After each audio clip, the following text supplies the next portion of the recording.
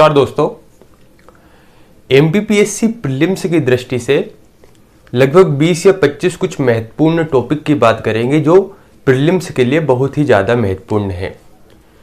इससे पहले हमने रणनीति के ऊपर वीडियो बनाया था कि आखिरी इन 15 दिनों में हम कैसे तैयारी कर सके। उसी रणनीति में मैंने बात की थी कि अगर आपको लगता है कि वे महत्वपूर्ण टॉपिक कौन से हैं तो आपको कमेंट कर बताना है, उसके ऊपर फिर मैं वीडियो बनाऊंगा। तो मेरे पास बहुत सारे दोस्तों के कमेंट आए तो मुझे लगा कि मुझे इस पर वीडियो बनाना ज़्यादा ही ज़रूरी है। देखिए, अगर आपने सही तरीके से तैयारी नहीं की है तो आपके लिए तो काफ़ी महत्वपूर्ण है ही, लेकिन जिन्होंने बहुत अच्छे ढंग से तैयारी की है उनके लिए काफ़ी ज़्यादा महत्वपूर्ण रहेगा। क्यों? क्योंकि उन्हें पर्टिकुलर कुछ ऐसे टॉपिक मिल जाएंगे जहाँ से तो कुछ भी क्वेश्चन गलत करने की संभावना खत्म कर ही देना है। मेरे कहने का मतलब ये है कि ये जो 20 से 30 टॉपिक है, यहाँ से अगर मान लीजिए एक टॉपिक से एक या दो क्वेश्चन कहीं से बन गया तो आपके लगभग 50 से 60 प्रश्न आपको देखने को मिलेंगे। और 50 से 60 प्रश्न किसी एग्जाम में क्या वेटेज रखते हैं ये बताने की जरूरत नहीं है। तो अब जो ये समय बचा हुआ है लगभग 10 से 12 दिन 13 दिन जितने भी हम कह सकते हैं एग्जाम में, पहली बात तो ये कि अब इस 10 से 12 दिन में आपको बिल्कुल आपका 100% एफर्ट के साथ तैयारी करनी है और आपका 100% देना ही है। दूसरी बात यह कि जब मैं टॉपिक बताऊं तो आपको पूरा इन टॉपिक पर डिपेंड नहीं रहना है। इन टॉपिक के अलावा भी कुछ चीज़ें आपको करनी ही है। जैसे आपकी तैयारी चल रही थी वे तो करनी ही है, लेकिन इन टॉपिक को बहुत ही ज़्यादा अच्छे ढंग से कंप्लीट करना है। यहाँ से कोई भी प्रश्न छूटना नहीं चाहिए। तो चलिए शुरू करते हैं इन टॉपिक को।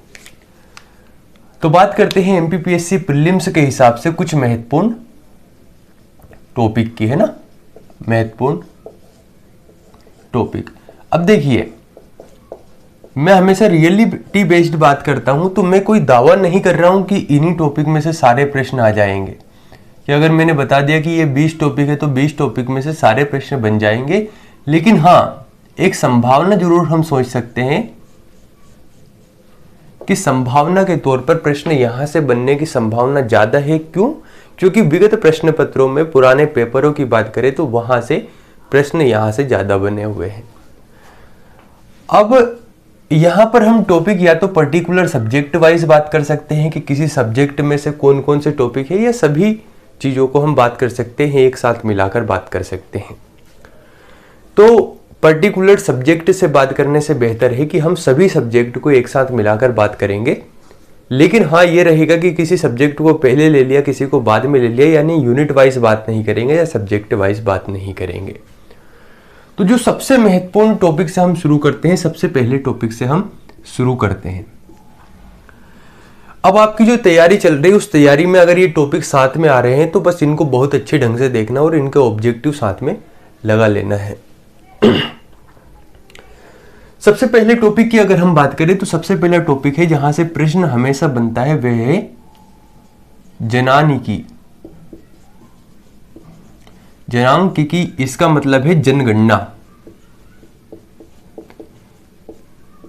अब जनगणना में यहां पर मतलब क्या है, तो यहां पर आपको सिर्फ मध्य प्रदेश की जनगणना नहीं देखना है अपितु भारत के संदर्भ में भी इसे देखना है। तो या इसे हम लिख सकते हैं मध्य प्रदेश, यानी एम से हम दर्शा सकते हैं, प्लस इंडिया हम कर सकते हैं, यानी भारत कर सकते हैं। तो कहने का मतलब ये कि यह आपका टॉपिक केवल एमपी का ही नहीं बल्कि भारत का दोनों का देखना है। तो मध्य प्रदेश की जनगणना या जनसंख्या और भारत की जनसंख्या यहां से प्रश्न बनने हैं। पहला टॉपिक कौन सा? जनांकिकी एवं जनगणना। दूसरे टॉपिक की बात करते हैं जो बहुत ही महत्वपूर्ण है, वह है नदियां। अब नदियों में मध्य प्रदेश की नदियां भी देखना है और भारत की नदियां भी देखना है, यानी एमपी और इंडिया। में सिर्फ एम से एमपी को दर्शा रहा हूं और आई से इंडिया को दर्शा रहा हूं। अब देखिए, नदियों का मतलब यह होता है कि नदियों में ही आपको देखना है सिंचाई। सिंचाई से मतलब यह है कि यहां पर कौन कौन सी परियोजनाएं हैं, उन सभी परियोजनाओं को अच्छी तरीके से देख लीजिए। इससे संबंधित बांध देख लीजिए कौन कौन से बांध है, और इससे संबंधित देखना है विद्युत। जैसे कि सिंपल सा मध्य प्रदेश की प्रथम विद्युत परियोजना कौन सी है या कहां पर यह तैयार की गई, या भारत की पहली विद्युत परियोजना कौन सी है। तो नदियों के अंतर्गत क्या क्या आ गया, एक तो देखना है प्रमुख नदियों को कि कौन कौन सी नदियां हैं, दूसरा देखना है कि भारत की सिंचाई परियोजनाएं और मध्य प्रदेश की सिंचाई परियोजनाएं, भारत में नदियों पर कौन कौन से बांध बनाए गए हैं उन महत्वपूर्ण बांधों को, और मध्य प्रदेश के महत्वपूर्ण बांध देखना है। इसके साथ एक चीज और आप कर सकते हैं अगर आपको थोड़ा सा समय मिलता है तो, वह है जलप्रपात, है ना। जलप्रपात से कभी कभी प्रश्न बन सकता है कि जलप्रपात कौन सा कहां पर है, और ये जो चीजें हैं यहां से प्रश्न बनने की अत्यधिक संभावना है। तो क्या करना है, मध्य प्रदेश की नदियों को देखना है, भारत की नदियों को देखना है, मध्य प्रदेश की नदियों से संबंधित क्या महत्वपूर्ण तथ्य है। जैसे कि मान लीजिए आप नर्मदा नदी देख रहे हो, तो क्या नर्मदा नदी पर कोई ऐसी बड़ी परियोजना है, तो उसको देखना है। उससे संबंधित क्या चीज है महत्वपूर्ण, यानी कि यहां पर अगर कोई ऐसी विद्युत परियोजना है तो इससे कितनी विद्युत जनरेट हो रही है, इसका हिस्सा मध्य प्रदेश को है या मध्य प्रदेश के अलावा अन्य राज्यों के साथ भी इसका हिस्सा यहां पर जुड़ा हुआ है। ये सभी चीजें आपको डीपली देखना है। तीसरा जो महत्वपूर्ण टॉपिक है वह तीसरा टॉपिक है खनिज। खनिज से आप पाएंगे, खनिज में चाहे मध्य प्रदेश की बात करें या भारत की बात करें, दोनों में से कहीं से भी खनिज से एक प्रश्न आता ही है। एक क्या आपको दो प्रश्न मिलते ही हैं कभी ना कभी खनिज से। तो खनिज में बहुत अच्छे ढंग से समझ लीजिए, और खनिज को तैयार करने का जो सबसे अच्छा तरीका होता है वह होता है मैप। मान लीजिए आप भारत में पढ़ रहे हैं कहीं पे, है ना, तो ये अपना थोड़ा सा मैप बना लीजिए।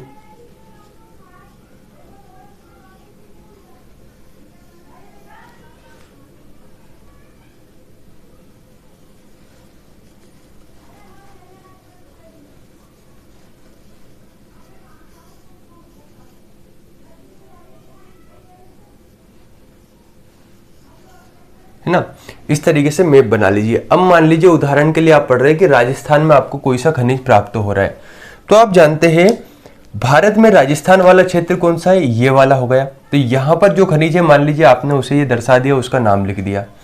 यूपी में कोई खनिज मान लीजिए उदाहरण के लिए प्राप्त हो, या प्राप्त हो कहीं ओडिशा में मान लेते हैं, या पश्चिम बंगाल में मान लेते हैं, कहीं पर भी आपको लगता है जैसे उदाहरण के लिए ओडिशा में मिला तो यहां पर देख लिया। ठीक है, ऐसे ही मध्य प्रदेश के खनिज देख रहे हैं तो मध्य प्रदेश का मानचित्र बनाया, और यहाँ पर जो जो खनिज मिल रहे हैं कि ठीक है तांबा है तो तांबा को यहाँ पर दर्शा दिया, लोहा है तो लोहे को कहाँ पर दर्शाना है, कोयला है तो कोयले को कहाँ पर दर्शाना है। इन सभी चीजों के बारे में आपने मैप बनाकर लिख लिया।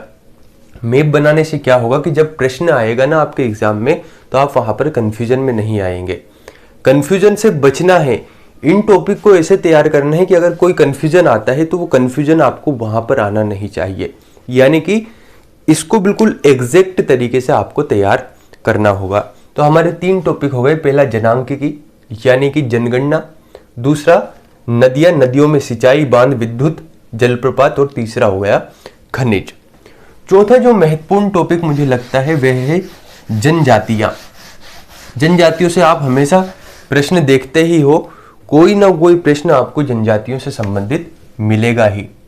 तो नेक्स्ट अगर हम बात करें तो जनजातियां। अब देखिए, अब प्रश्न ये उठता है कि सर जनजातियों में भी क्या मध्य प्रदेश और भारत दोनों की जनजातियों के बारे में अध्ययन करना पड़ेगा? तो अगर आपको लगता है कि भारत की जनजातियों के बारे में आप डिटेल में नहीं पढ़ पाते हैं, तो आपको क्या करना है, कम से कम मध्य प्रदेश की जनजातियों के बारे में बहुत अच्छे ढंग से देख लीजिए। समझ लीजिए कि किस आर्टिकल में इनका वर्णन किया गया है, और मध्य प्रदेश में सबसे ज्यादा अनुसूचित जाति है या जनजाति है।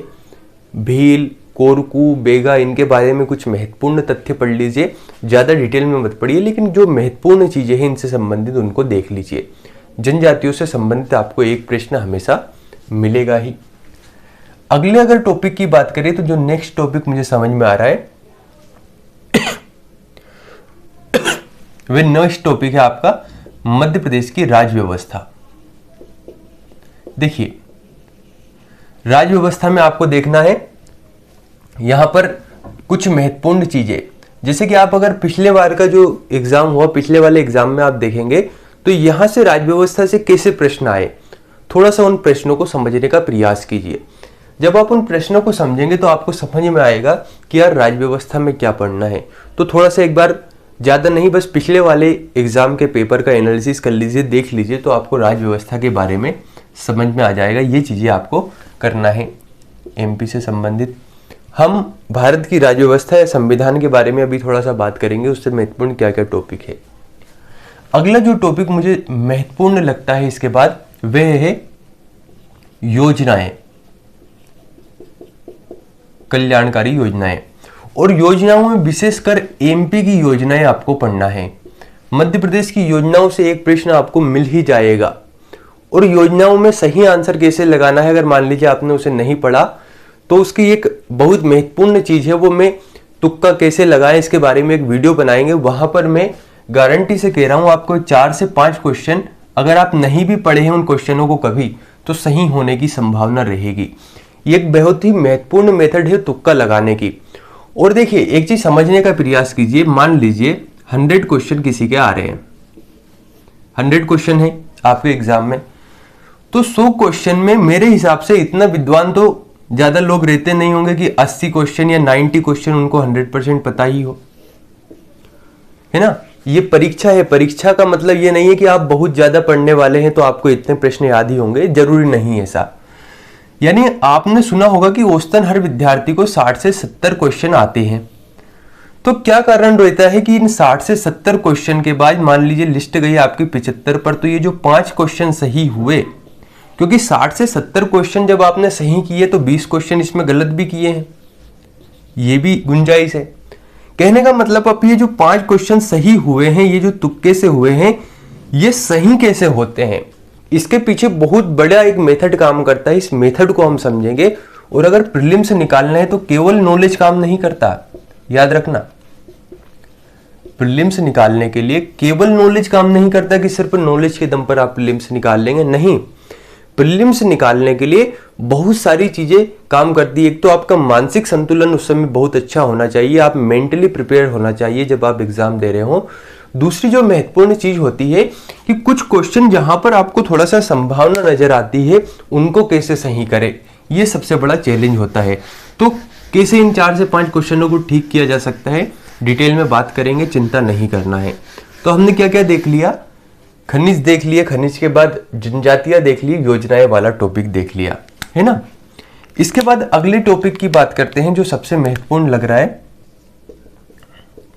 अब देखिए, अब आप ये कह सकते हैं कि सर आप एमपी के बहुत ज्यादा टॉपिक बता रहे हो और बहुत कम टॉपिक छोड़ रहे हो। तो आप भी जानते हैं कि एमपी से 30 से 35 प्रश्न बनना है, और 35 क्वेश्चन बनने का मतलब ये है कि इसमें ज्यादा चीजें छोड़ी नहीं जा सकती। अगर मैं हिस्ट्री होता तो हिस्ट्री में बहुत सारी चीजें अभी आपको छुड़वाऊंगा, लेकिन एमपी जीके में अगर आप ज्यादा चीजें छोड़ देंगे तो फिर समझिए कि आपका बेड़ा पार होने वाला है नहीं। क्यों? क्योंकि जिस सब्जेक्ट से सबसे ज्यादा प्रश्न बनने की संभावना है, अगर आप वहीं से चीजों को छोड़ रहे हैं, तथ्यों को छोड़ रहे हैं, तो कैसे आप प्रमाणिक तौर पर सिलेक्शन ले पाएंगे, ये तो पॉसिबल है नहीं। तो एमपी जीके में जो अगला टॉपिक देखना है, वे देखना है वन संपदा। अगर आपको ध्यान होगा तो पिछली बार ही एक क्वेश्चन आ गया था, शायद सागौन से संबंधित था, है ना। सागौन का था कि सागौन का मध्य प्रदेश में कितने प्रतिशत हिस्सा है, ऐसा ही कुछ क्वेश्चन था जहां तक मैं याद कर पा रहा हूं, कि सागौन का क्षेत्र कितना है, कितने प्रतिशत यहां पर सागौन का हिस्सा है। तो ये सागौन वाला कहां से आया, ये आया था वन संपदा से। तो आपको क्या करना है, वनों को बहुत अच्छे ढंग से पढ़ना है। ज्यादा बड़ा टॉपिक नहीं है, लेकिन थोड़ा सा ये देख लीजिए कि कौन से वन यहां पर, जैसे मान लीजिए सागौन का कितना हिस्सा है, या संरक्षित वन कितने हैं, आरक्षित वन कितने हैं, कितने प्रतिशत भाग पर है, क्या संरक्षित वनों में यहां पर कटाई कर सकते हैं, पशुचारण कर सकते हैं, या आरक्षित में कर सकते हैं, या दोनों में नहीं कर सकते। तो ये जो कॉन्सेप्ट है थोड़ा सा इनको क्लियर कर लीजिए, साथ में देख लीजिए वन संपदा के बारे में यहां से। अब इसके बाद में अगर हम अगले टॉपिक की बात करें तो थोड़ा सा आपको क्या करना है, राष्ट्रीय उद्यान को देखना है। और राष्ट्रीय उद्यान में अगर मैं बात करूं तो विशेष तौर पर जो राष्ट्रीय उद्यान देखना है, वे देखना है भारत के राष्ट्रीय उद्यान। ठीक है, राष्ट्रीय उद्यान। राष्ट्रीय उद्यान से हमेशा आपको एक प्रश्न मिलेगा, और जहां तक कोशिश हो सकती है तो आप एक काम और करिएगा कि इसको थोड़ा सा करंट से रिलेटेड करके देख लीजिए कि करंट में अगर राष्ट्रीय उद्यान से कोई ऐसी चीजें हुई है वर्तमान में इससे संबंधित, तो थोड़ा सा उसे अपडेट कर लीजिए। क्यों? क्योंकि करंट से संबंधित ज्यादा चीजें यहाँ पर पूछी जाती है। तो राष्ट्रीय उद्यान अगर आप एमपी के सही तरीके से नहीं पढ़ पाते हैं तो चिंता ना करें, कम से कम भारत के राष्ट्रीय उद्यानों का बहुत अच्छे ढंग से आप यहाँ पर अध्ययन करें ताकि आपको समस्या ना आए। तो ये हो गए साथियों 7 टॉपिक, आप इसे नोट कर लीजिए। नोट नहीं भी करना चाहे तो ये आपकी श्रद्धा पर निर्भर करता है, आपकी आस्था पर निर्भर करता है, आपकी इच्छा है। आप इन टॉपिक को नहीं भी पढ़े तो आपकी इच्छा के ऊपर निर्भर करता है। पढ़ लेते हैं तो हो सकता है कि आपका फायदा हो जाए। तो ये सब चीजें आपके लिए ही है, बस चिंता मुक्त होकर थोड़ा सा इसको अच्छे से समझ लीजिए। तो हमने 7 टॉपिक यहाँ पर महत्वपूर्ण देख लिए, जिसमें एमपी के ज्यादा टॉपिक थे। अगले टॉपिक की अगर हम बात करें और मध्य प्रदेश के संदर्भ में ही बात करें तो देखिए, भूगोल से संबंधित हमने नदियों को देखा। अगला टॉपिक आपका आ सकता है पठार से। पठार में आपको पढ़ना है मध्य प्रदेश प्लस इंडिया यानी कि भारत, दोनों के संबंध में देखना है। तो पठार में आपको देख लेना है, वो ज्यादा पढ़ना इसमें मुश्किल रहेगा नहीं। क्यों? क्योंकि मैंने मध्य प्रदेश के पठारों से संबंधित वीडियो पहले ही बना चुका हूं, तो शायद आपको समस्या ना आए। अगर आपको समस्या आ रही होगी पठारों को समझने में तो एक बार उस वीडियो को देखिए। निश्चित तौर पर आप कहेंगे कि सर आपने पठारों को इतने बाखूबी ढंग से समझाया कि पूरी समस्याएं जहां तक मेरी हो सकती थी वो सभी सोल्व हो गई। बस आप एक वो 30-40 मिनट का वीडियो उसे देख लीजिए, कुछ पढ़ने की जरूरत नहीं है। तो पठारों को देख लीजिए। पठारों में विशेषकर यहां से प्रश्न बन सकता है चोटियों से कि सबसे ऊंची चोटी कौन सी है, कहां पर है, ये सभी आप चीजें आप देख लीजिए। आगे की ओर अगर हम बात करें मध्य प्रदेश के संदर्भ में, जहां तक मुझे लगता है जो प्रश्न बन सकता है वह बन सकता है साहित्यकार से। साहित्यकारों यानी कि साहित्यकार और उनकी कृतियां, कृतियों का मतलब होता है यहां पर उनकी रचनाएं कौन सी है। तो मध्य प्रदेश के जो साहित्यकार हुए हैं, अब देखिए साहित्यकार की जब आप बात करेंगे तो बहुत ज्यादा यहां पर मिलेंगे, लेकिन आपको कुछ महत्वपूर्ण नहीं पढ़ना है, कुछ चुनिंदा साहित्यकारों के बारे में देखना है और उनकी रचनाओं के बारे में जानना है।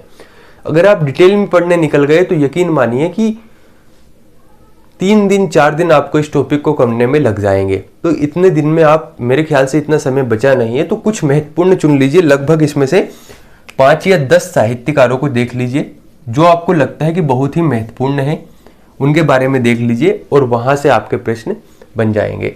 तो साहित्यकार और उनकी कृतियों को देख लीजिए।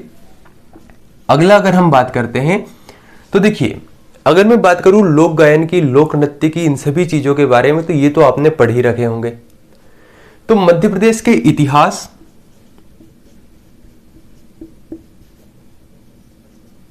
लोक गायन और नृत्य, लोक नृत्य। अब आप ये कहेंगे कि सर आपने इस टॉपिक में कुछ छोड़ा तो है नहीं। देखिए, आप समझने का प्रयास कीजिए। मैं लोक गायन से कहने का मतलब ये कह रहा हूं कि केवल आपको लोक गायन देखना है, ये नहीं देखना कि डिटेल में क्या है। आपको केवल ये देखना है कि लोक नृत्य कौन से हैं।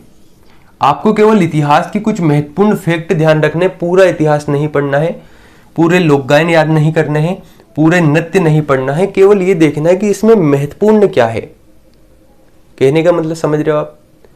मेरे कहने का मतलब यह है कि कौन कौन से मध्य प्रदेश के लोक गायन है। बस मालवा का लोक गायन कौन सा है, बुंदेलखंड का कौन सा है, बघेलखंड का कौन सा है, निमाड़ का कौन सा है, मालवा का लोक नृत्य कौन सा है, बुंदेलखंड का कौन सा है, बघेलखंड का कौन सा है, निमाड़ का कौन सा है, बस ये सभी चीजें करना है। इसके बाद इतिहास में भी कुछ महत्वपूर्ण फैक्ट देख लीजिए, जैसे कि कायथा कहां पर है। ठीक है, इसके बाद अगर हम बात करें तो यहां पर एक चीज और आप ऐड कर लीजिए कि स्थापत्य कला जरूर देख लीजिए। क्यों? क्योंकि ये टॉपिक थोड़ा सा नया जुड़ा हुआ है। इसके बाद अगले टॉपिक की अगर हम बात करें तो मेरे ख्याल से मध्य प्रदेश में तो ये सभी चीजें हो गई। हाँ देखिए, एक चीज और, खेल को जरूर आप देखो देखना है मध्य प्रदेश के। अब मैं ये जो टॉपिक था ये मैं बाद में बताने वाला था, लेकिन यहीं पर देख लेते हैं। खेलों के बारे में जरूर देखना है। खेल इनसे संबंधित स्टेडियमों को आपको देखना है, यानी खेल संस्थाएं, खेल संस्थाओं के बाद खेल प्रतियोगिताएं। बड़ा ही महत्वपूर्ण टॉपिक है और बड़ी ही गर्मी भी हो रही है ना। तो आपको खेल देखना है, खेल के साथ ही खेल संस्थाएं देखना है और खेल प्रतियोगिताएं देखना है। पिछली बार अगर आपने एक क्वेश्चन देखा होगा कि एक तो ये पूछा था कि कोई मुख्यालय पूछा गया था खेल के बारे में, है ना। एक तो मुख्यालय पूछा गया था, जहां तक मैं क्वेश्चन रिकॉल कर पा रहा हूं, तो एक प्रश्न तो ये हो गया। दूसरा प्रश्न शायद ये पूछा गया था कि इसमें से सबसे बड़ा पुरस्कार कौन सा है ना। तो जब हम पुरस्कारों की बात करते हैं, पुरस्कार, तो सामान्यतः इनको हम खेल में ही ऐड कर देते हैं। तो 2 प्रश्न हो गए और एक आध प्रश्न और था। कहने का मतलब लगभग 3 प्रश्न आपके यहां से दिख रहे थे। और मैं हमेशा तथ्यात्मक बातें करता हूं, ये प्रमाणित बात है, आप पिछले क्वेश्चन को देख सकते हैं। तो आपको क्या करना है, खेल संस्थाएं और खेल प्रतियोगिताएं, इसके साथ ही पुरस्कारों के बारे में देखना है। यहां तक कितने टॉपिक हो गए? ये हो गए आपके 11 टॉपिक। अब मेरे ख्याल से अगर मैं एमपी जीके की बात करूं तो एमपी जीके में मुझे नहीं लगता कि अब कुछ ज्यादा महत्वपूर्ण चीजें बची हुई है। हमने इतिहास से संबंधित चीजें देख ली, ज्योग्राफी से संबंधित चीजें देख ली, ज्योग्राफी से कौन कौन से प्रश्न बन सकते हैं। इसके बाद मध्य प्रदेश के खेल के बारे में देख लिया। अब जो संचार वंचार है, ये चीजें अभी आपको ज्यादा लोड लेना नहीं है, क्योंकि आप इनको पढ़ेंगे, यहां से प्रश्न बने नहीं बने तो इतना दिमाग में नहीं जाना है, इतने डिटेल में नहीं जाना है। एमपी जीके में आप इतना ही कर लीजिए। चलिए आगे की ओर देखते हैं अगले टॉपिक को। अगले टॉपिक जो आपको देखना है वह है महत्वपूर्ण अनुच्छेद।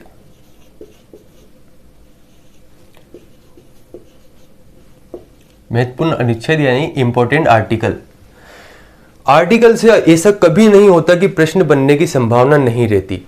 पिछली बार भी आर्टिकल से संबंधित प्रश्न बने हुए थे। थोड़ा सा प्रश्न पूछने की जो प्रकृति थी वह कंसेप्ट वाइज हो गई थी, तो आपको थोड़ा सा कंसेप्चुअल या व्याख्यात्मक चीजों को पढ़ना है, समेटते हुए पढ़ना है। लेकिन महत्वपूर्ण अनुच्छेद ये बड़ा ही महत्वपूर्ण टॉपिक है। इसके बाद अगर इसी में हम बात करें तो अनुसूचियां, किस अनुसूची में क्या दिया गया है, ये चीजें आपको देखना है। और बड़ा ही महत्वपूर्ण टॉपिक है जो कि है संविधान संशोधन। संविधान संशोधन तो मेरे ख्याल से बताने की जरूरत नहीं थी आपको, क्योंकि आप तो खुद जानते हैं कि संविधान संशोधन एमपीपीएससी प्रीलिम्स के लिए कितना महत्वपूर्ण टॉपिक है। तो पॉलिटी में अगर मैं बात करूं तो महत्वपूर्ण अनुच्छेद यानी कि आर्टिकल्स को देखना है। महत्वपूर्ण अनुच्छेद का मतलब ये नहीं है कि 1, 2, 3, 4, 5, 6, 395 तक पहुंच गए, नहीं। महत्वपूर्ण अनुच्छेद का मतलब यह है कि इसमें कुछ महत्वपूर्ण आर्टिकल हैं। अगर मैं कहता कि अनुच्छेद तो फिर सारे होते, और महत्वपूर्ण का मतलब यह हो गया कि जो ये पूरे आर्टिकल है इसमें, जैसे कि मौलिक अधिकार, मौलिक अधिकार, तो देखा जाए तो आर्टिकल 14 से लेकर 35 चीजें तक देखना है। यानी कि आर्टिकल 12 या 13 में क्या कहा गया है ये शायद प्रीलिम्स की दृष्टि से इतना महत्वपूर्ण नहीं है। 14 क्या कहता है, 15 क्या कहता है, 16 क्या कहता है, ये ज्यादा महत्वपूर्ण है। तो ऐसे ही महत्वपूर्ण आर्टिकल या महत्वपूर्ण अनुच्छेदों को आपको देखना है। तो ये हो गए लगभग हमारे 14 टॉपिक। नोट डाउन करना है तो आप कर सकते हैं। आगे की ओर हम बढ़ते हैं, अगले टॉपिक के बारे में जानते हैं। अब कुछ स्टूडेंट को ऐसा लगेगा कि सर हम यही तो पढ़ रहे थे, फिर हमें क्यों बताया गया। तो देखिए, मैंने पहले भी कहा है कि मेरा काम सिर्फ बताने का है। अब आप उस पर अमल करते हैं या नहीं ये मेरी समस्या नहीं है। तो कितने 14 टॉपिक हो गए हमारे। बढ़ते हैं अगले नेक्स्ट टॉपिक की ओर, टॉपिक नंबर 15। आप इसमें देखेंगे कि पॉलिटी की अगर हम बात करें तो पॉलिटी में आपका एक टॉपिक स्पेशली अलग से दिया गया है, 1919 और 1935 का अधिनियम। देखिए, आप जानते हैं कि आपको यहां पर बहुत सारे अधिनियम हैं।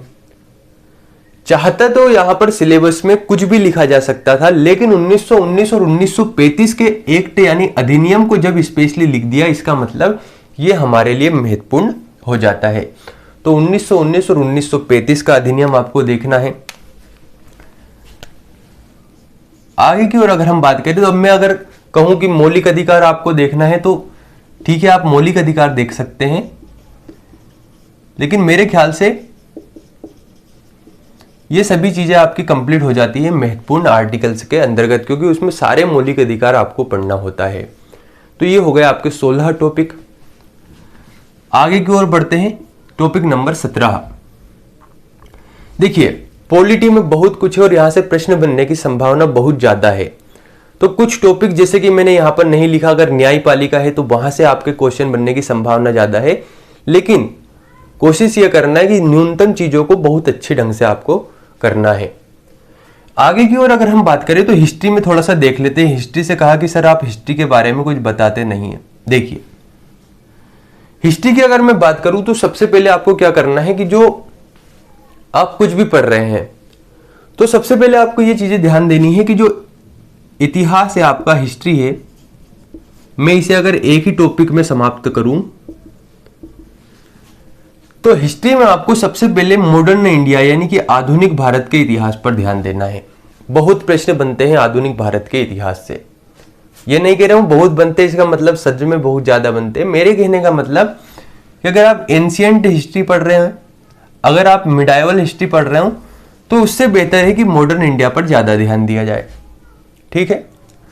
दूसरा, इसमें जैसे कि नारे हैं, किसने ये नारा दिया, उपाधि हो गई कि किसने किसको कौन सी उपाधि दी, या कथन है कि ये कथन किसने कहा, ये बहुत ही महत्वपूर्ण चीजें हैं कि ये उपाधि किसको किसने दी, ये कथन किसके द्वारा कहा गया, ये नारे किसने दिए, ये चीजें हो गई। इसके अलावा जैसे कि सल्तनत कालीन प्रशासनिक व्यवस्था हो गई, तो ये चीजें आपको हिस्ट्री में देखना है। और अगर नहीं भी पढ़ते तो ज्यादा लोड मत लीजिए, जैसा आप पढ़ रखे हैं उसी को रिवाइज कर लीजिए। ठीक है। तो हिस्ट्री में फिर भी मैंने यहां पर एक टॉपिक आपको बतला दिया कि हिस्ट्री में क्या महत्वपूर्ण है। अगर आप कहेंगे कि सर आपने तो कुछ ज्यादा चीजें बताई नहीं, तो इतना ज्यादा चीजें इसमें है नहीं कि मैं बतला सकूं। अगर आपको सही में भी फिर नंबर चाहिए तो फिर डिटेल में पढ़िए, और उतना आप अभी पढ़ नहीं सकते। अगले टॉपिक की बात करते हैं, टॉपिक नंबर 18। तो हिस्ट्री को तो हम छोड़ ही देते हैं ना। हिस्ट्री के बाद अगले अगर मैं बात करूं ज्योग्राफी में, मेरे ख्याल से हमने बहुत सारी चीजें देख ली, लेकिन आपको यहां पर अगर हम वर्ल्ड ज्योग्राफी की बात करें तो आपको देखना है महासागर। कुछ महत्वपूर्ण, महासागर का मतलब ये नहीं कि आप डिटेल में पढ़ने चले गए, नहीं, कुछ महत्वपूर्ण फैक्ट देख लेना है। विश्व की नदियों के बारे में जान लीजिए। अब मैं चाहता तो इसे 18-19 ऐसे टॉपिक दे सकता था, लेकिन मेरे ख्याल से मैं महत्वपूर्ण चीजों के ऊपर बात करता हूं। देश का मतलब है कि कौन कौन से देश, उनकी राजधानी क्या है। ठीक है, ये चीजें देख लीजिए। और अगला जो टॉपिक बड़ा ही महत्वपूर्ण है, विश्व की प्रमुख वनस्पतियां। यहां से प्रश्न बनने की संभावना बहुत ज्यादा रहती है। और पर्वत श्रेणियां, चाहे भारत की पर्वत श्रेणियों की बात करें या विश्व की पर्वत श्रेणियों की बात करें, यह आपको देखना है। टॉपिक नंबर 20, जैसे मैं ज्योग्राफी में तो मैं पहले ही बात कर चुका हूं, तो इसमें जितना ध्यान देना नहीं है। यानी कि भूगोल में आपको नदियों को पढ़ना है, खनिज को पढ़ना है। खनिज के अलावा यहां पर थोड़ा सा कृषि के बारे में देख लीजिए। विश्व की बात करें तो देशों को देखना है, उनकी राजधानियां, विश्व की नदियों के बारे में, विश्व के महासागरों के बारे में, वनस्पतियों के बारे में और पर्वत श्रेणियों के बारे में। तो साथियों, ये हुए कुछ महत्वपूर्ण टॉपिक। अब देखिए, अब आप कहेंगे सर आपने साइंस का बताया नहीं, अब आपने अन्य सब्जेक्ट का तो बताया नहीं। तो महत्वपूर्ण का मतलब है कि जो ज्यादा ही महत्वपूर्ण हो वो। तो अब अगले टॉपिक की अगर हम बात करें तो आपको देखना है ई कॉमर्स। ई कॉमर्स के बाद नेक्स्ट टॉपिक की बात करें तो ई गवर्नेंस, और इसके आगे की टॉपिक की बात करें तो रोबोटिक्स, है ना। ई कॉमर्स, ई गवर्नेंस और रोबोटिक्स, ये तीनों ही टॉपिक बड़े ही महत्वपूर्ण हैं, जो कि आपका यूनिट नंबर 9 में दिए गए हैं। ठीक है। अगले टॉपिक की अगर हम बात करें तो देखिए, आयोग में वैसे बताना नहीं चाहिए कि महत्वपूर्ण टॉपिक कौन से हैं, लेकिन आप जानते हैं कि जितने भी आयोग दिए गए हैं सारे ही महत्वपूर्ण थे। और मैं पहले से ही कहते आया हूं कि आपको आयोग तो पढ़ना ही चाहिए। लेकिन फिर भी मैं आपको सलाह ये देता हूं कि जो शुरुआत के आयोग है 5 या 6, जैसे कि अगर मैं बात करूं भारत निर्वाचन आयोग,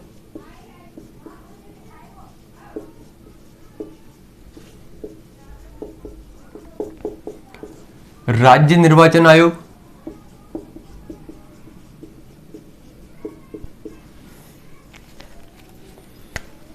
संघ लोक सेवा आयोग यानी कि यूपीएससी, राज्य लोक सेवा आयोग यानी कि एमपीपीएससी,